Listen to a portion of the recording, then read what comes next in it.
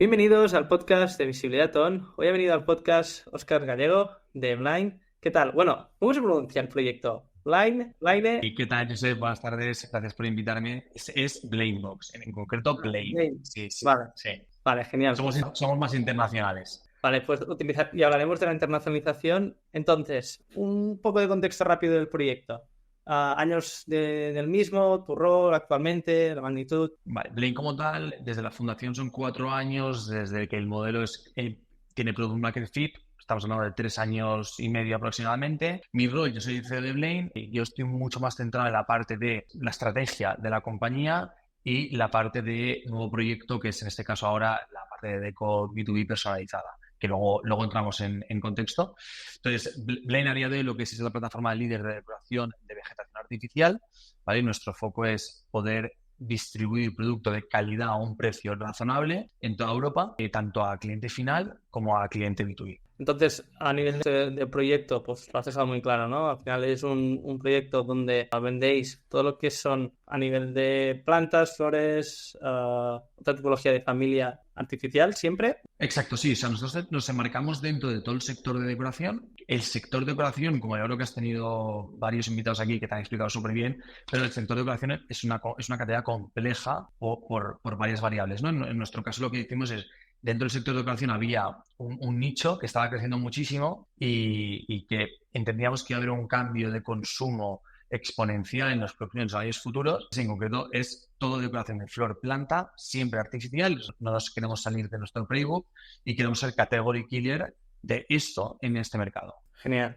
Vale, entonces, actualmente, facturación del proyecto este último año, equipo, años del proyecto. Vale, nosotros hemos hecho este último año 2,4 millones aproximadamente. Crecemos del orden, bueno, hicimos primer año 100.000, ciento y poco mil, segundo año 1 punto algo, 5, 1,4, algo así, y este año hemos cerrado 2,4. Equipo somos unas 22 personas a día de hoy y estamos distribuidos tanto en la parte de fabricación, porque somos fabricantes, en la parte de oficina y luego en la parte de logística. ¿Cuántos años tiene el proyecto? Como te decía al inicio, 4 años desde la fundación, desde que el proyecto arranca como Product Market Fit, unos 3 años y medio aproximadamente. Iremos año a año la evolución, pero ya has dado algunos puntos clave del primero al segundo año, que ahí hay un salto. Entonces, profundizaremos en esto. Entonces, antes de entrar más en profundidad en el proyecto, hablemos un poco de ti, ¿no? Es decir, tu contexto. He abierto aquí, como siempre, los LinkedIns y cuéntanos un poco, es decir, cómo empieza tu carrera profesional relacionada también con este segmento y cómo vas evolucionando, ¿no? Bueno, al final yo siempre me gustaba la banca, siempre me gustaba, tenía muy claro que quería estudiar economía, algo relacionado con el mundo de la empresa, entender los números y demás. Empiezo mi carrera de economía. En paralelo a ello, y mientras estaba en el colegio, tengo la oportunidad de empezar un negocio de rosas de Sant Jordi, que en Cataluña es como una locura el día de Sant Jordi. Todo el mundo quiere poner una parada de rosas en la calle y vender a cliente final pues la típica rosa, ¿no? Para que regale a su pareja o a quien quiera. Entonces, al final ahí tuve la oportunidad que me llegó podríamos decir, de casualidad, para poder ponerme una parada. Vi que me puse un año con el objetivo de ganar unos 300, 400 euros, pero era más un tema de, oye, quería sacarme algo de dinero y vi que había un mercado brutal, ¿no? Ese día había una concentración de demanda brutal y una capacidad de oferta que era súper limitada a un producto y eso era como muy hot en ese mercado, ¿no? Al año siguiente yo estaba trabajando en un gran corporate que es H&M, la marca de ropa, en paralelo mientras estudiaba.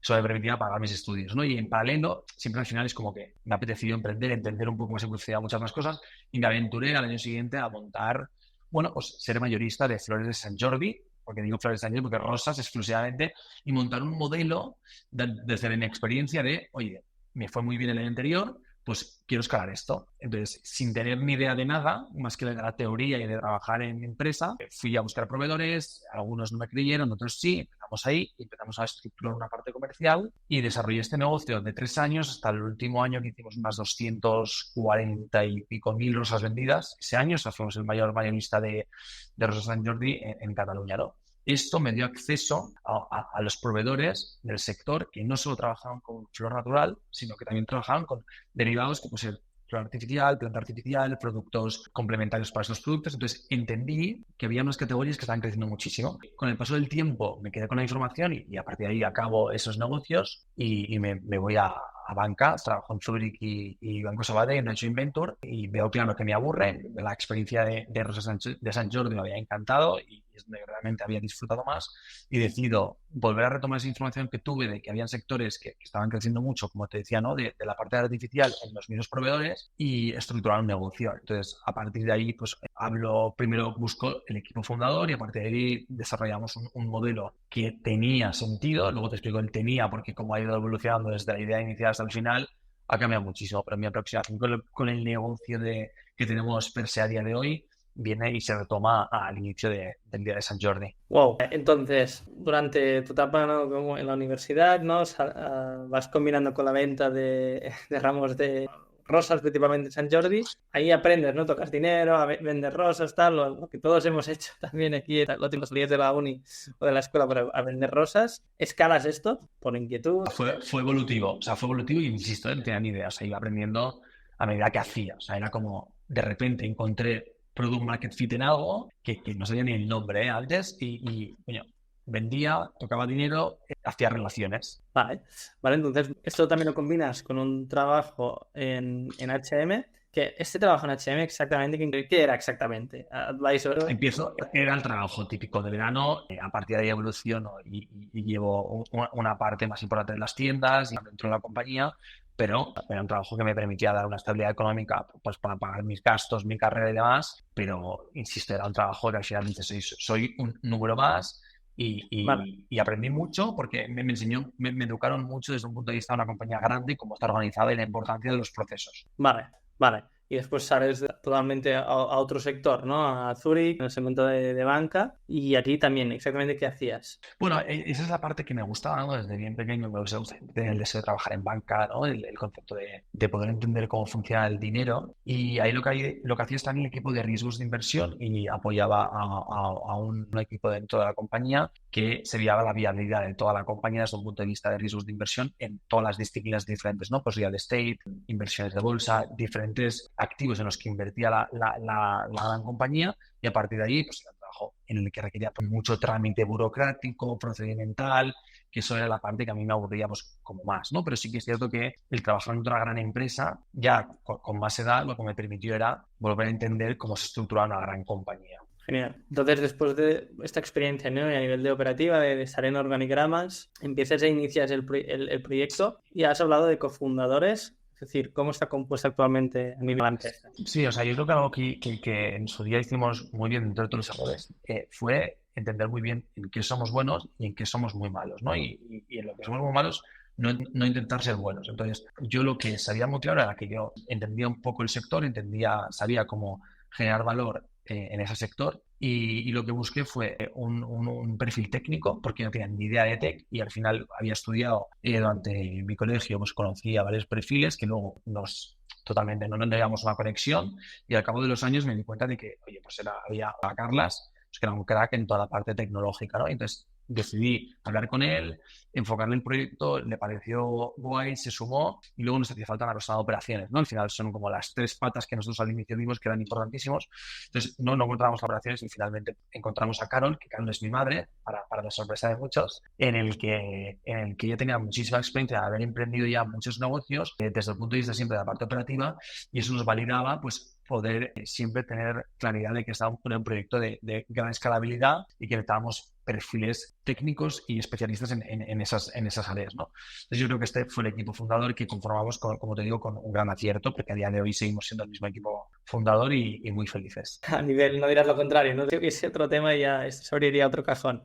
Pero haciendo un poco ahora con el proyecto actual, ¿no? Como tú bien dices, ¿no? Un perfil técnico, en este caso Carlos, un perfil de operaciones que sería Carol. Y en tu caso, ¿qué encajaría? Toda la parte de go-to-market y también... Toda la estrategia de go-to-market, cómo enfocar la compañía, luego desde un punto de vista de levantar capital, una parte más de gestión con inversores y al final es necesidades de capital y cómo gastar ese capital. Esa es un poco la estrategia que yo lideraba desde el inicio. Vale, porque este proyecto cuando arranca, esos 100.000 euros de facturación, ¿arrancáis con una inversión inicial? ¿Ponéis vosotros? ¿Cómo son los inicios? Sí, los inicios de todo, al final empezamos con una muy baja inversión inicial por parte nuestra. Yo creo que en torno, no tengo el recuerdo, pero si 10.000 o 15.000 euros entre los tres. Y el enfoque era que al final el proyecto de per se las flores naturales y las plantas naturales viven muy poco tiempo, ¿vale? En concreto nos empezamos a centrar en las partes de flores y vimos que el sector B2B, desde el punto de vista de decoración de ramos de flores, no estaba bien cubierto o había una necesidad, ¿no? Que era que muchos B2Bs pensaban que el producto natural era muy caro y era solo para espacios de lujo, ¿no? Que se pueden permitir pues cambiar un ramo de 50 euros cada semana porque al final tiene una durabilidad de 7 días. Nosotros lo que planteamos ahí era, vamos a replicar el ramo natural, pero siendo artificial, con un modelo de suscripción en el que por una cuota de 25, 35, 55 euros al mes, el cliente final que siempre ha enfocado a B2B pueda tener su decoración perfecta e intercambiarla cada mes. Esa era nuestra idea inicial. Ahí hacíamos de todo, pues Carol empezó a diseñar, Carras más tecnológica y yo me iba a repartir y empezaba a captar clientes. Hablemos, ya empezamos con la historia, a los inicios, ¿no? 2019, tú con tu contexto, os sumáis estos tres perfiles. Aquí, esta primera fase o la hipótesis es, a nivel de operaciones, producir vosotros el producto o compráis a terceros el producto medio hecho. O sea, a nivel de... No, había un gap ahí, había un gap de producto que era que el producto era muy malo. ¿Vale? Al final, la réplica de un ramo natural en el mercado que había era producto muy mal hecho. Entonces, de hecho, es común que este sector, los ramos que hay, es como para el Día de los Difuntos. Entonces, el concepto del ramo está muy poco trabajado. Entonces, era nuestra hipótesis, ¿no? Es decir, oye, si sabemos replicar el ramo natural y para ello no éramos especialistas, pero sí que claro, tenía una capacidad de diseño importante porque ha sido creativa toda la vida, entonces dijo, oye, yo me animo a diseñar y empezar a ver si puedo replicar esto, ¿no? Desde un punto de vista literalmente de usuario. Entonces intentábamos replicar el ramo natural, ¿vale? Nosotros, en casa prácticamente como el que dice, y a partir de ahí lo llevamos a diferentes negocios de amigos nuestros, les dijimos, oye, quédatelo, vamos a ver el feedback que tienes del cliente, ¿cuánto vale? Pues no sé, será un no sé, ya veremos.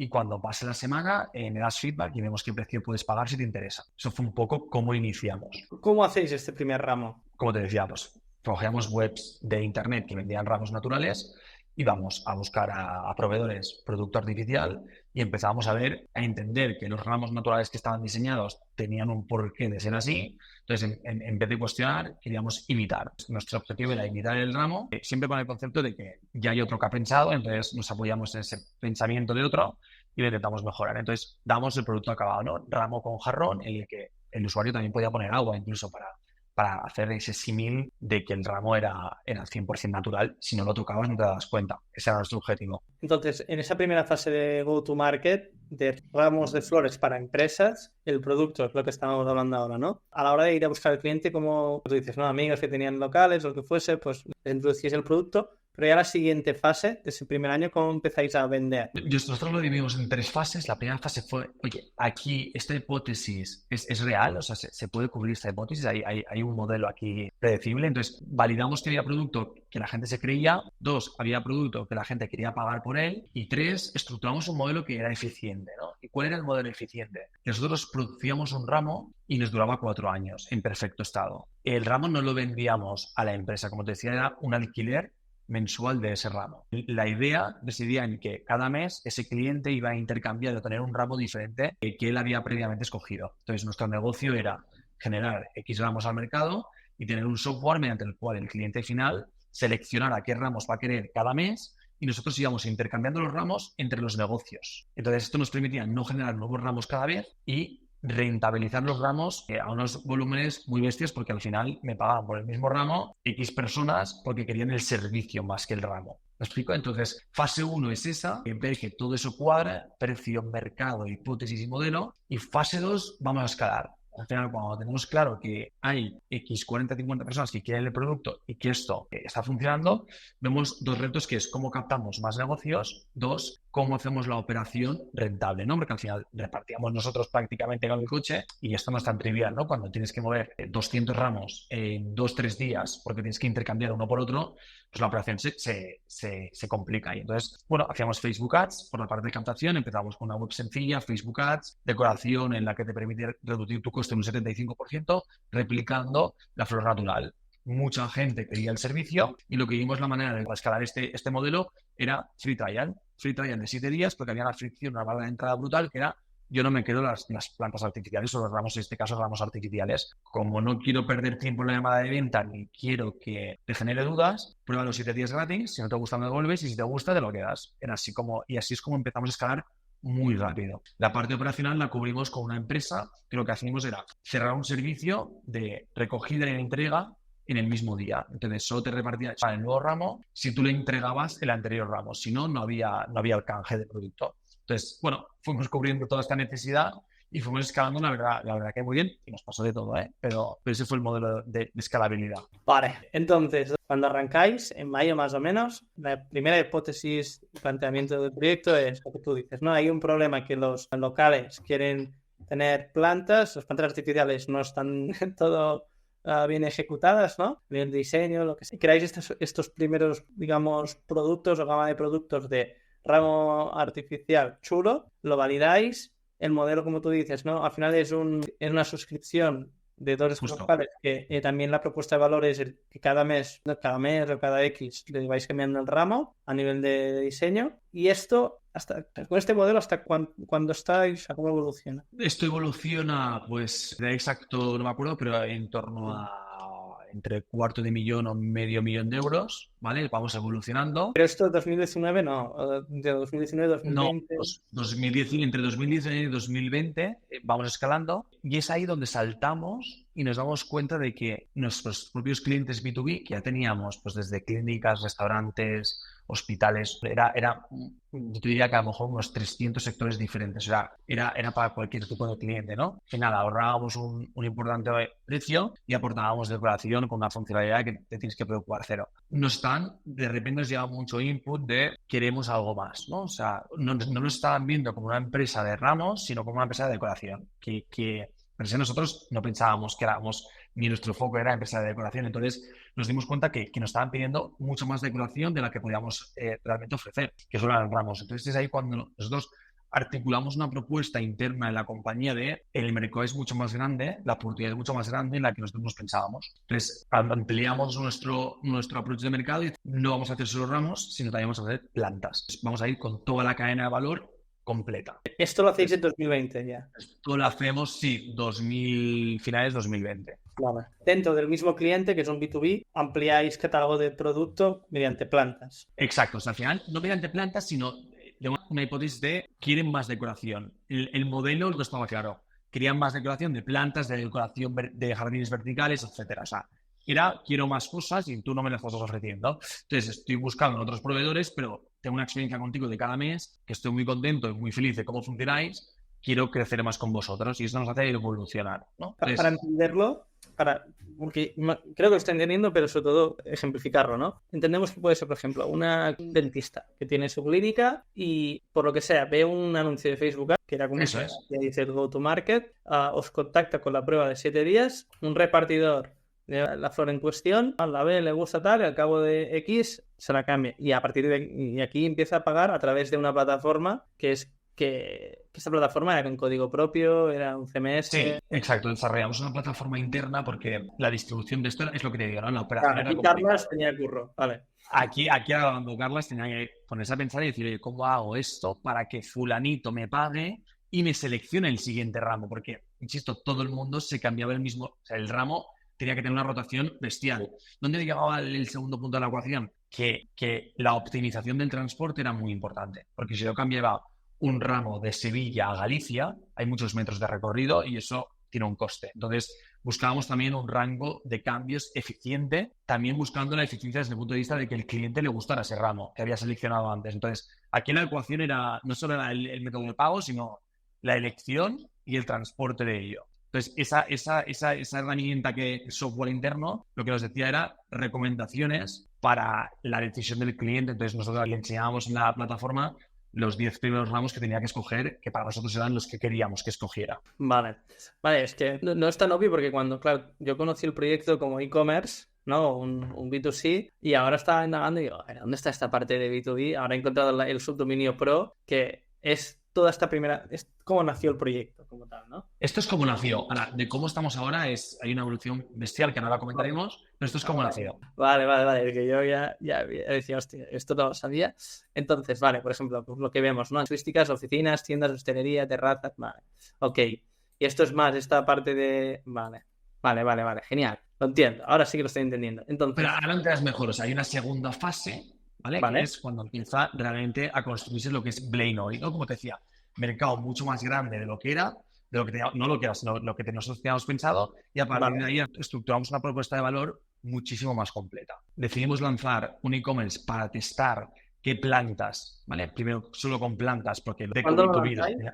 año 20, finales del 20... Vale, o sea, negocio, 21. durante la pandemia, o sea, a nivel también de contexto, si arrancáis en 2019, vuestros clientes eran B2Bs que tenían locales, oficinas, tal, o sea, arrancasteis, pero el timing era jodidísimo. Porque además nuestro negocio era el ramo. Entonces nos dimos cuenta que teníamos 800 ramos metidos en casa del cliente porque era nuestro stock, para que me entiendas, que no podíamos mover porque no te lo puedo recoger porque estoy cerrado y no voy a sé cuándo voy a abrir. Entonces ahí hubo un show brutal de cómo poder monetizar ese servicio. Vale, no, que ahora estamos hablando de como todo el producto, todo el contexto. He querido profundizar porque es que no lo conocía, hacía vuestra parte de e-commerce, pero no conocía estos inicios. Entonces, como decías, en 2021, también a nivel la pandemia, la gente empieza a salir a la calle y tal. También es verdad que durante la pandemia toda la parte de B2C, de decoración, pegó un boom importante. Entonces, en 2021... ¿abrís el e-commerce en Shopify de primeras o...? Sí, abrimos el e-commerce, 0 ramos, ¿vale? Manteníamos el negocio de B2B de arreglos florales por una parte, y luego nuestro objetivo principal era vamos a estructurar una compañía que aporte todo el valor que nos está requiriendo el mercado, ¿no? Entonces, la planificación número 1 era vamos a entender muy rápidamente con un e-commerce si hay un market fit en todo el tema de decoración con planta artificial. Estructuramos un catálogo, me acuerdo, de unas 100 plantas y sin mucha idea, y a partir de ahí empezamos a vender. Se empieza a vender muy rápido, ¿vale? Producto.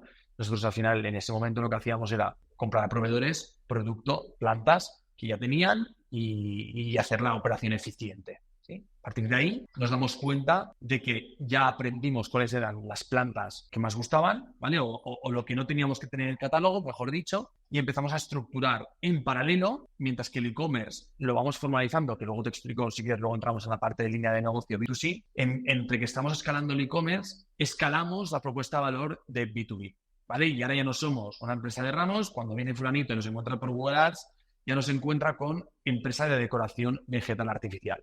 Entonces, su enfoque es, Blaine puede hacer cualquier tipo de decoración. Entonces, las demandas ya no vienen desde un punto de vista solo de ramos, sino de, oye, quiero meter decoración en mi negocio, no sé qué, recomiéndame. Podría venir de la vía de suscripción, de la vía de planta artificial o un blend entre los dos, que tuve mucho cliente que quería decoración fija, que eran plantas, y decoración móvil, que era todo el tema de suscripción de ramos. Y a partir de aquí podemos profundizar lo que tú quieras, porque a partir de aquí hay una evolución de las dos líneas de negocio brutal hasta el día de hoy. Entonces, para como escalonar, ¿no? Y estructurar. 2021 cerramos como 2020 más o menos con una facturación de $500,000. 2021 abrís como anecdótico, ¿no? Abrís el e-commerce, ¿no? Un Shopify, ponemos el catálogo que más o menos ya teníamos para la parte de B2B, pero para B2C. ¿Y cuál es la facturación de ese año y cómo se reparte en B2B y en B2C? Lanzamos el 21, hacemos 100, te he dicho 100, estábamos en 120 primer año, segundo año en un punto algo, más o menos se quedó en un 70-30%, 70% B2C, 30% B2B, y estábamos en 1 punto algo millones. Vale, entonces, claro, abrís el e-commerce y el e-commerce el B2C pasa a ser el 70% del negocio, de esa facturación de 1 millón y pico, ¿no? Claro, eso es. Claro, vosotros teníais experiencia a nivel negocio como tal, era muy operativo, teníais una app de estructura. El B2C es un negocio totalmente diferente, puede que incluso racionalmente más simple, porque era tener el stock que ya teníais, entiendo. No, bueno, porque en el e-commerce no vendíamos ramos, solo vendíamos plantas, entonces no teníamos ese producto. ¿Por qué razón? Porque el negocio de ramos era sólido, funcionaba y solo lo queríamos para Deco B2B, si no, ¿qué sentido tiene que hagamos un e-commerce con el mismo producto en el que el cliente nos lo puede comprar y ya está, ¿no? El servicio era, los ramos nadie los tiene, son muy bonitos y solo los tenemos nosotros, y eso te obliga a hacer una suscripción. Y puedes comprar plantas para complementar esa decoración, con el objetivo de que tú puedes comprar decoración fija, que es planta, que no te la puedo cambiar desde un punto de vista operacional, es muy complejo, y el ramo es una decoración móvil que es más intercambiable, por así decirlo, para tus clientes y que puedan ver que tu decoración se va moviendo. Ese era el objetivo. Entonces, al abrir el e-commerce y operarlo, el 70% de la facturación, las ventas son en las plantas artificiales. Exacto. Sí. Que estas ventas entiendo que entran por Google Ads principalmente. Sí, ahí hacíamos Google, Facebook principalmente. Ahí hacemos eso. Vale. Ahora tenemos el go-to-market ya de este año. Y en el apartado de B2B, ese 30%, hemos hablado también de Facebook Ads, pero hemos hablado de 22 personas.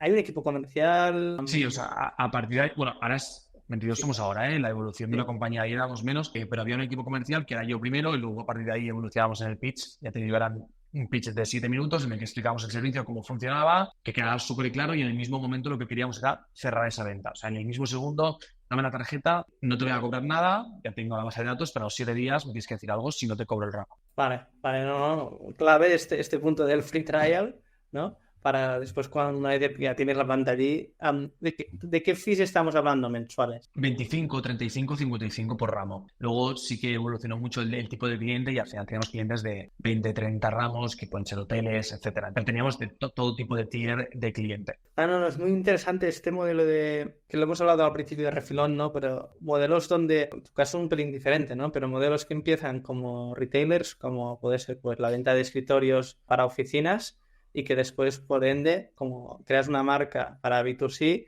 te viene el B2B de, ostras, pues diseñadores de interiores o constructoras, etcétera. Exacto. Que sería la otra vía, ¿no? En vuestro caso es diferente. Empezáis por el B2B con una hipótesis, ¿no? Lo que tú comentabas. Ostras, nosotros damos un servicio que es que cada mes, a cambio de un pago recurrente, pues tengas un diseño a través de las FODs diferente, ¿no? Y que, bueno, que tú dices, ¿no? Que a nivel operacional es muy interesante porque con el mismo stock puedes como ir incluso capitalizando más clientes. No, muy guay, muy inteligente por vuestro lado, muy interesante, no lo conocía. Y por lo que estás diciendo, después, 2021, abrís el e-commerce en Shopify, catálogo de plantas que ya abristeis en el 20 y capitalizáis un 70% de los ingresos de la empresa, que esto entiendo que es uno de los puntos de crecimiento, ¿no? De lo que decíamos de la evolución de la facturación. Exacto, sí, o sea, nosotros lo que queríamos era validar el mercado y ahí validamos el mercado. El producto no era el mejor Que lo validasteis bien. Sí, el objetivo no era optimizar un mercado, era poco rentable o nada rentable esa vía. Lo que queríamos era validar muy bien ese mercado porque la oportunidad que venía después era muy bestia. Entonces, era un paso que teníamos que dar y a partir de ahí fue cuando entendimos que era una oportunidad brutal, que era ser category killer de todo el mercado de flor y planta artificial, ¿no? Entonces ahí empezamos a estructurar el paso de compañía en el que estamos ahora, que es un e-commerce para particulares, ¿vale? En el que hay desde ramos a plantas artificiales y luego toda la parte de nuestro servicio de decoración B2B que hemos pasado para que te hagas la idea de hace años empezamos con los ramos, ahora hacemos hoteles enteros con jardines verticales, paredes, hacemos hospitales, hacemos restaurantes, hacemos clínicas, hacemos de todo, ¿no? Entonces tenemos un negocio que nos llaman y nos dicen quiero decorar, dime cómo puedo decorar y me lo decoras con vegetación artificial. Y luego el e-commerce en 14 países para particulares que tenemos producto muy optimizado, que es rentable, ambas líneas son rentables para escalar toda esta vegetación artificial. Detalle importante, hacemos producto propio. Fabricamos nuestro producto propio y esto nos ha permitido desmarcarnos muchísimo de la competencia, aportando mucho valor al cliente final. Cuando dices fabricamos, vamos a entrar en el tema de la fabricación y del producto. No he querido entrar al principio porque entiendo que, como todos, ¿no? Al principio cuando estás desarrollando un producto, pues haces lo que puedes un poco, ¿no? Y después cuando ya tienes un volumen, pues, obviamente entras en la operativa. ¿En qué consiste? ¿Tenéis una nave donde compráis materia prima? ¿Cómo lo...? No teníamos nada y lo que, como te dije, ¿no? La última fase es, entendemos que el mercado es grande y lo que decimos es, tenemos conocimiento de todo el mercado ahora, ya no solo de ramos, y de la demanda, ¿no? Entonces lo que decimos es, vemos un claro problema que era que el producto que había era caro y malo. Entonces, con estos principios lo que decimos es vamos a verticalizar todo nuestro canal de producción. Entonces, lo que decimos es, en vez de comprar lo mismo que están comprando otros a otros proveedores, vamos a crear nuestro propio producto con la propia información que tenemos del cliente, mejorando el precio y mejorando la calidad, ya que nos saltamos muchas cadenas de intermediación. Entonces, al final tenemos diferentes partes a nivel mundial que compramos materia prima, desde toda la parte de hojas, etcétera, y luego tenemos una segunda parte de materia prima, es troncos y cañas. Nuestros troncos y cañas para hacer los árboles son naturales, entonces integramos producto natural como es la caña y el árbol con hoja artificial, dando un resultado final para el cliente final de un producto mucho más premium que lo que puede ser todo un producto artificial que se ve muy plástico, ¿no? En los que vemos del mercado, ¿no? Entonces, con esa integración vertical mejoramos mucho la estructura de costes, la estructura de venta, precio final para cliente, y hacemos un salto bestial en la percepción del cliente final de que no había encontrado nunca una propuesta tan clara o enfocada como si fuera un producto natural. Vale, es muy interesante vuestra historia por el tema de la verticalización, ya que hay muchos e-commerce que puede que nos estén escuchando y han empezado como vuestra casuística, incluso han empezado con un modelo de dropshipping, después han comprado producto a diferentes proveedores y después no habían conocido y entendido qué productos funcionan, han empezado a ir a buscar fabricantes y en fase ya me lo gestiono en casa. No es para nada obvio ni fácil de ejecutar. Entonces, a nivel de evolución del proyecto, entendemos, ¿no? 2019, B2B, lo que comentabas, ¿no? Pues diseñáis más o menos los productos con algunos proveedores, tal, montáis el producto. 2020 lo seguís escalando. También supongo que a nivel de la pandemia los negocios empiezan también a abrirse un pelín más, eso también ayuda. Llegáis a esta facturación de $500,000. 2021 veis claro la apertura de un Shopify con el catálogo de plantas que ya decidisteis abrir en el año anterior. Más o menos, pero también para... Como sí, más o menos. Esto os permite también abrir el e-commerce, escalar las ventas a superiores a €1,000,000, que aquí ya tienes una capacidad de, o sea, a nivel de financiación que ahora entraremos también. En ese momento que ya estáis en esto de 2021 de cara a 2022, es cuando empezáis realmente. Vamos a montar una fábrica. Porque ¿con qué capital? O sea, años me pierdo un poco, pero entendemos que hemos de verticalizar y empezar a industrializar, para que te hagas una idea, toda la cadena cuando vemos que hay un volumen relevante de peticiones en B2B Deco y el e-commerce no para de crecer. Entonces es ahí cuando decimos, aquí no podemos seguir con producto, nosotros le llamamos siempre interno, producto estándar, ¿no? Que puedes encontrar en cualquier lado, tenemos que sacar. Tenemos la marca, tenemos el mercado, necesitamos el producto. Entonces, es ahí cuando entendemos la importancia del producto y que estamos en un sector en el que viene muy penalizado desde un punto de vista de prejuicio de que no hay producto de calidad. Entonces, nosotros lo que queríamos era generar un producto de calidad y para ello implicaba arremangarte y empezar a contratar equipo técnico de pasajismo, más floristas de los que teníamos, estructurar una nave y empezar a entrar en operaciones de fabricación, de ensamblaje aquí en España, que eran mucho más complicadas de lo que nos pensábamos en el inicio. Sí, eso, la imaginación siempre te lo simplifica y cuando empiezas a hacer, las cosas se rompen, ¿no? Todo este cambio, la fábrica, sobredimensionarte a nivel de equipo, línea de producción, ¿cómo aprendéis a hacer esto? ¿Y el capital? ¿Utilizáis capital propio generado por esos primeros años o levantáis capital? Levantamos capital. O sea, lo que yo creo que entendieron muy bien y sabíamos trasladar a todo el equipo de inversores que teníamos en ese momento era la oportunidad que tenemos ahora es pequeña en comparación con lo que podemos construir. Para llegar a donde queremos, necesitamos construir una estructura base fundamental que nos permita escalar a saltos muy bestias. Entonces, para ello, necesitamos pasar por la parte de B2B que teníamos, luego B2C y luego integrar los dos modelos con producto propio y distribuirlos por el canal de particulares y de decoración, ¿no? Con el mismo producto era muy fácil escalar muy rápido la compañía. Teníamos el mismo producto y le dábamos una forma diferente en servicios de Deco B2B o en la parte de e-commerce. Entonces es ahí cuando entendemos que valía la pena la inversión. Entonces montamos pues lo que es fábrica, centro logístico, primero pequeño y luego vamos evolucionando a ganar dimensión pues cada año. Fantástico. Veo que, bueno, como comentábamos, ¿no? Que teníamos un ratillo, ahí cuarto tienes que marcharte, le meteremos caña. Entonces, vamos a poner contexto, ¿no? 2024 actualmente, ¿cómo está el proyecto? Distribución de la facturación y también visión a 2025, 2026 y ¿por qué no a 5 años, 2030? Pues ahora el proyecto está en el que Blaine puede cubrir cualquier demanda de decoración vegetal artificial, que a nuestra paso hace 2 años, ¿no? Era llegar a este punto en el que nos apoyamos, nos apalancamos en producto propio, que le damos, tenemos un equipo de diseñadores y de herramienta de software que hemos desarrollado para que cualquier cliente de B2B pueda comprarnos, solicitarnos una decoración y nosotros montamos todo el proyecto en toda España, en cualquier tienda o espacio que nos lo requiera. Entonces hacemos fabricación, diseño y montaje con un proceso digital mucho más rápido que lo que es habitual. Y luego tenemos el e-commerce, perdón, que lo hacemos, que vendemos en 14 países, y esto nos permite ser la marca líder en todo el tema de decoración en vegetal artificial, y que para nosotros era un reto escalar este tipo de negocio, que ahora hemos llegado, ya estamos únicamente ganando magnitud en cada una de las líneas de negocio.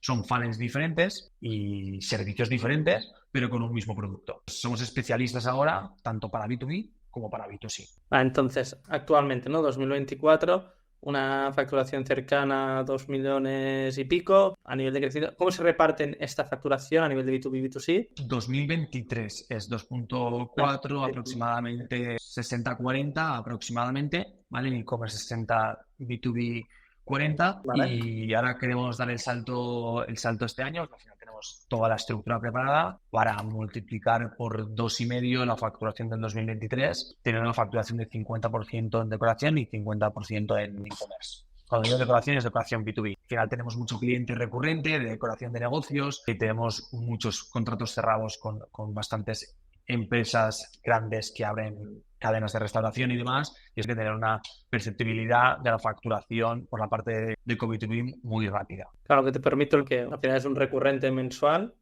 que esto te permite también tener una estabilidad en la facturación y más o menos sabes lo que vas a facturar el siguiente mes, y con eso también te apoyas en el B2C, con ese catálogo que ya tienes, para ir escalando. Que entiendo que el go-to-market en estos diferentes países lo habéis hecho mediante... Bueno, hablemos ahora sí, ¿no? De go-to-market. ¿Cómo habéis ejecutado, ¿no? Este hipercrecimiento, ¿no? En e-commerce para, primero, validar en el mercado español y después abrir a otros mercados? Para nosotros eran tres patas, más allá de la internacionalización, para nosotros eran tres patas importantes por la casuística del sector en el que estamos, ¿no? Entonces, Google y Facebook Ads para nosotros era fundamental escalar muy rápido eso.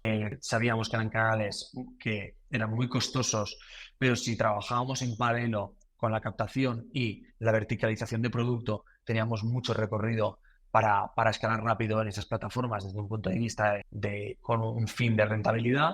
Entonces, nos apoyamos mucho en los canales y luego escogemos nuestra tercera pata, que es la de influencers, ¿no? Al final teníamos una labor como compañía que era masificar el mensaje de que había llegado una compañía que realmente era capaz de recrear una planta o ramos artificiales del artificial al natural, ¿no? Entonces, esto era una labor más allá de impactarte con cómpranos, había una labor de terceras personas, influencers, que nos ayudaron muchísimo, ¿no?, a crecer. Entonces, ahí nosotros había momentos que trabajamos con unas 350 influencers cada mes, con un mensaje muy claro de, oye, hay una empresa que hace esto, que tiene producto, y esto, la estrategia 360 de estos tres pilares nos permitía crecer muy sostenidamente en términos de capacidad para apoyarnos en una compañía que es rentable. Entonces, a nivel de go-to-market, entiendo que a los inicios, hablando del apartado de e-commerce, Meta, Google Ads a muerte. ¿Qué inversiones enfocabais más o menos al principio y qué inversiones estáis ahora más o menos?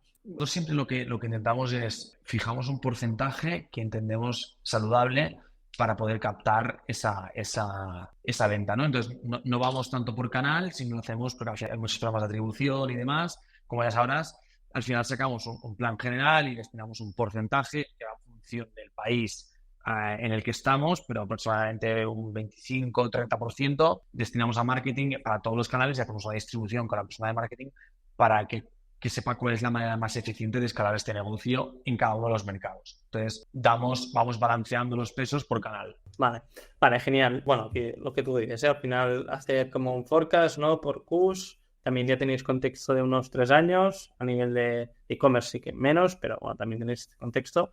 Y por ende, ejecutar esta inversión ya sea en Meta, en Google Ads, etc. Entiendo que Google Ads os debe funcionar bien la parte de shopping. ¿O aquí hay alguna campaña también como ese display? O sea, el detalle exacto de lo que tenemos no lo sé, porque ya ves que hay mucho más centrado en la parte de B2B, pero te diría que el detalle exacto en concreto de qué canal nos vea mejor es un poco inexplicable, ¿no? Porque al final, si te conocen por Google o te conocen por Facebook y luego la venta viene por Google, es el mayor problema que tenemos. Entonces, nosotros al final lo que hemos decidido es no mirar individualmente, sino optimizar individualmente, pero mirar en global. Entonces, sabemos que, exacto, o sea, el blended de todo, sabemos que metemos X, sacamos X, que tenemos campos de optimización aquí y aquí y aquí, pero somos más de la imagen de que la labor de una influencer es muy relevante para nosotros, la labor de Facebook es muy relevante y la labor de Google también. Entonces, ¿cómo podemos cohesionar estos tres ángulos para escalar bien la compañía? Para nosotros ese es un poco el foco. Ahora mirando en profundidad vuestro Instagram, también la web, el diseño de la marca, las fotos del producto, todo el layout que tenéis en Insta, ¿esto lo hacéis internamente o Sí, trabajáis con la gente? esto es una de las partes en las que también hemos invertido muchísimo. O sea, no tiene sentido tener un producto bueno, pero que no sabes cómo interpretarlo para el cliente. Entonces, nosotros sabíamos que dentro de la facilidad que suena, ¿no? Para hacer un e-commerce o lo que fuera de cualquier negocio, luego hay complicaciones internas mucho más altas, ¿no? Eso es como te decía, nosotros tenemos que dar a conocer el producto para que tú no dudes del producto que vas a recibir en casa. Entonces, nosotros tenemos un equipo, te puedo decir, tenemos una mini productora en casa que no paramos de generar contenido, intentamos que sea cada vez de mayor calidad para trasladar esta imagen a nuestro consumidor. No, es que esto te iba a decir, es decir, a nivel de diseño, el e-commerce, la ejecución de la foto de producto, después también cómo se visualiza el producto en las instancias. Bueno, el sector decoración es clave, ¿eh? Y cuando miras grandes players como IKEA, Cake Homes, etcétera, ves que, bueno, vosotros lo usáis muy bien. Tenéis foto de producto, foto de ubicación del producto. Eso está muy guay. Y el Insta también lo tenéis muy bien trabajado. También la identidad de marca. ¿Esto lo habéis hecho vosotros internamente? ¿Os habéis apoyado a alguna agencia? Sí, tenemos no, todo lo hemos hecho en casa. Pues al final, yo creo que aquí hay una diferencia importante, ¿no? Todo el mundo sabe lo que es una silla.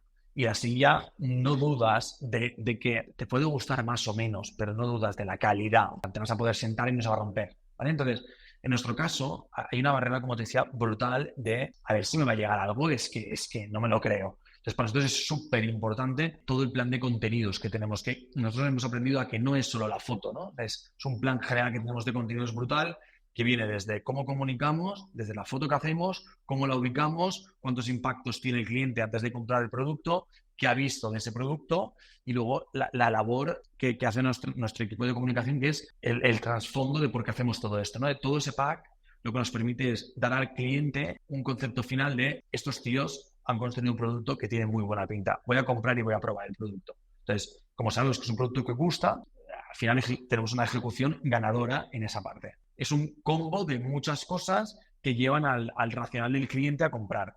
Que es muy diferente a si te compras unas bambas, te pueden gustar más o menos, pero no deja de ser unas bambas que no dudas de ello. No, 100%. Además que al ser monomarca, que dais vosotros el producto, lo que tú dices, que al final la planta como tal, una vez la tienes, la puedes la puedes ver físicamente, será una historia y por online es otra.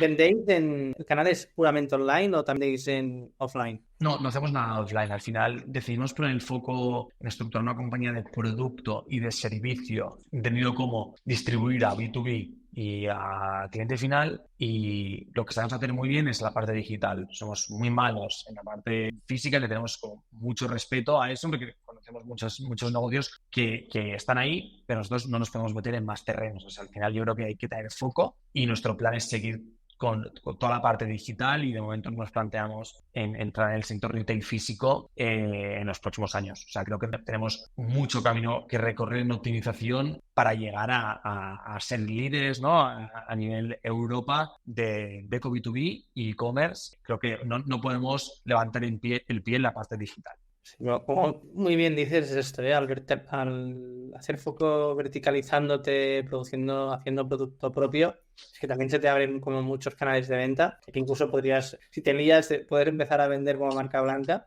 pero es lo que tú dices, ¿no? Al final es entender hacia dónde va el mercado, dónde queréis hacer el foco y, por ende, obviamente, que os genere negocio. Entonces, hemos hablado de la parte de go-to-market del proyecto, en base a todo el contexto que creo que ha quedado muy claro. Y es uno de los proyectos diferentes que hemos dado por el podcast, por vuestra pivotación en un B2B y después abrir la parte de B2C y lo que ha compuesto a nivel de facturación, ¿no? Y también aprendizajes, que supongo que también a nivel de marca os ha hecho tener lo mismo la marca en un B2C que la marca en un B2B. Y esto es muy importante para nosotros, o sea, nos permite, hay muchas compañías que lo que dicen es, oye, o uno u otro, no, para nosotros no es o uno u otro, es los dos a la vez. ¿Por qué? Porque la sinergia que generan estos dos modelos es brutal en términos de volumen y en términos de marca. El que está trabajando en una empresa que le recibe una decoración de Blaine es susceptible de luego coger y comprar en Blaine y viceversa. Entonces, lo que queremos generar no es un e-commerce, es la marca de decoración vegetal líder en cualquier disciplina. Esto es lo típico que cuando, como en vuestro caso, que tampoco hemos entrado en profundidad, pero porque tampoco creo que sea el podcast, ¿no? Pero a nivel de inversión, ¿no? Que cuando vas a hablar con inversores te pueden decir, sí, es tu cliente, ¿no? El B2C o el B2B. Pero es lo que yo creo, yo estoy en tu barco, digamos, de, ostras, verticalización, tenemos un buen producto, tenemos capacidad para ejecutar en online y lo hemos demostrado mediante la evolución en facturación.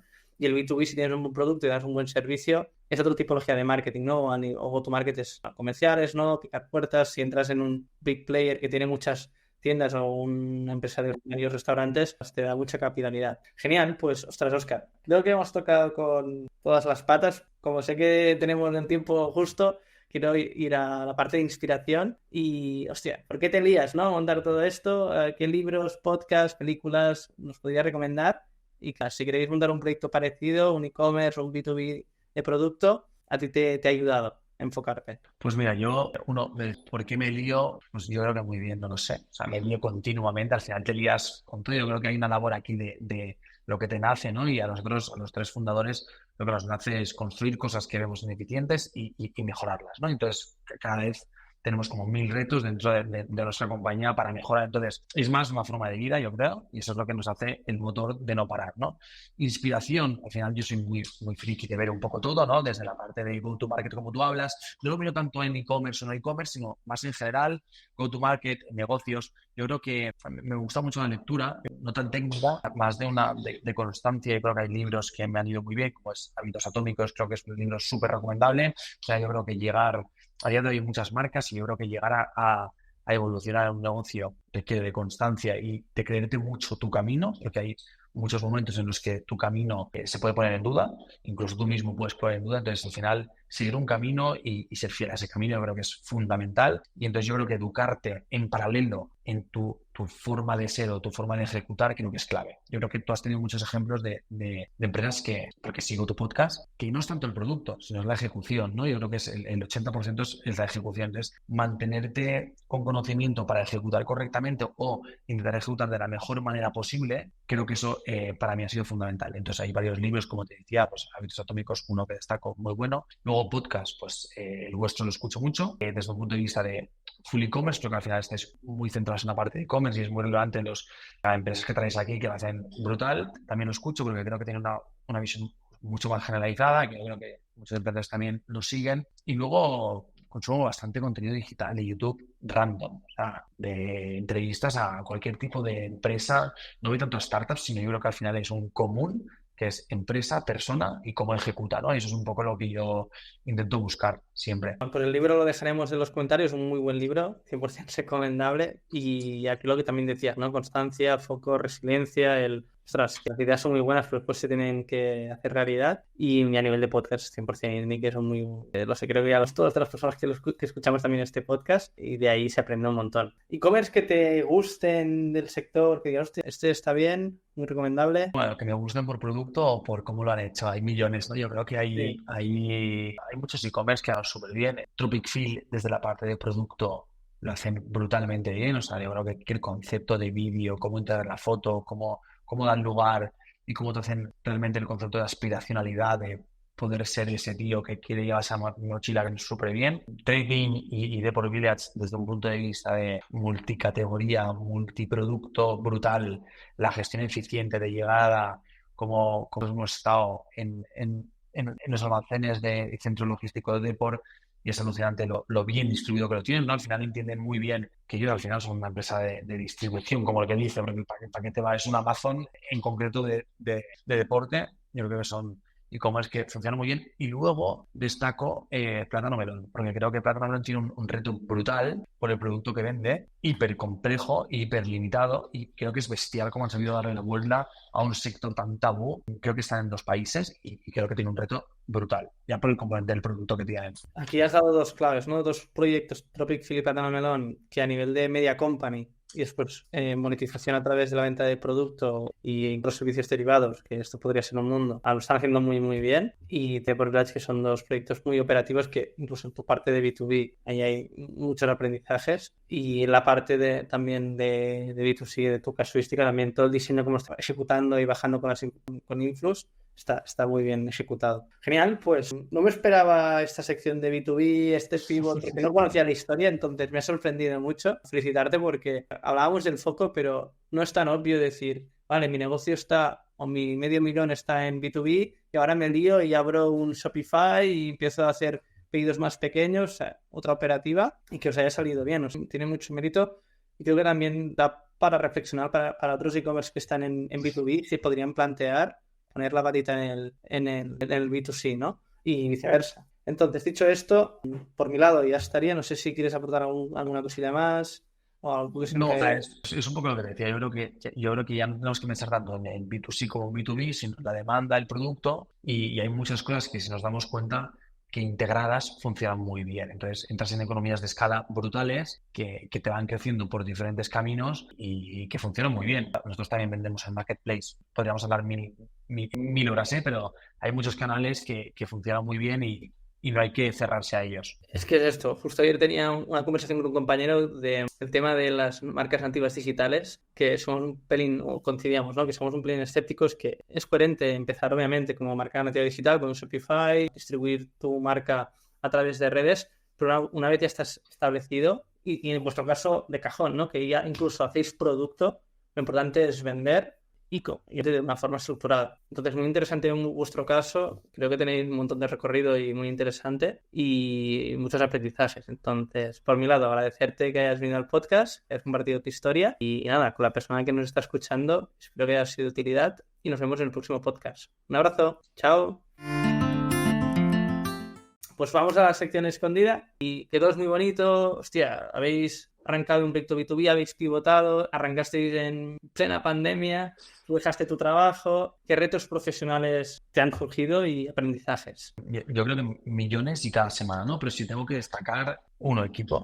Yo creo que equipo es el talón de Aquiles de cualquier empresa. Y hablo en concreto de nuestro caso. Creo que con el paso de los años le hemos dado una importancia cada vez más de la importancia de tener un equipo ya no solo competitivo y que sea muy bueno en lo que hace, sino unido, ¿no? En la coordinación de equipos que realmente se sepan integrar entre sí. Ya nos centramos mucho en buscar el mayor crack en X cosa y te das cuenta que a veces reduciendo un poco de aptitudes y apostando por actitudes, la sinergia que se genera es brutal y la rapidez de crecimiento es increíble, ¿no? Creo que esto lo entendimos muy tarde, continuamente estamos mejorando en toda esta materia. Dos, hacíamos algunas reflexiones antes, ¿no? Que era, de lejos, los elefantes se ven muy pequeñitos y todo es como muy fácil, pero cuando el elefante lo tienes delante es enorme y no sabes por dónde cogerlo, ¿no? Entonces, yo creo que lo que hemos aprendido es a darle la importancia a las cosas y el tiempo que requiere. Éramos muy de hacer, de ejecución rápido, y ahora creo que las cosas ya no son tan rápidas y vale cualquier cosa.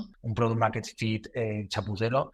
Entonces, para nosotros ahora, cuando sacamos algo, varios equipos lo evalúan, hacemos varias pruebas, porque creo que hacer las cosas bien y con el tiempo que requiere es fundamental. Y te diría un tercer learning es 100% tener un plan de ruta y seguirlo. Lo que te decía antes, ¿no? Yo creo que si planificas bien algo, que luego se te va a estropear, pero si planificas bien algo con unos objetivos finales y trabajas en cómo llegar a ese objetivo, vas construyendo una pirámide de acciones que luego, no sabes cuándo, tendrás un resultado. Entonces, para mí yo creo que ir articulando un macro plan y no desde un punto de vista soñador, sino bastante realista, te puede ayudar muchísimo a realmente llegar a tu punta de la montaña a la que querías, ¿no? Y sobre este punto que estás comentando, hay un libro que hace 2 o 3 meses que lo leí por un podcast, que es Start at the End, que habla de esto, lo que tú acabas de decir. Obviamente los planes no se cumplen a la perfección porque siempre hay piedras en el camino, pero es muy sano el construir desde arriba y decir, vale, ¿cómo veo yo, pues en nuestro caso, la visibilidad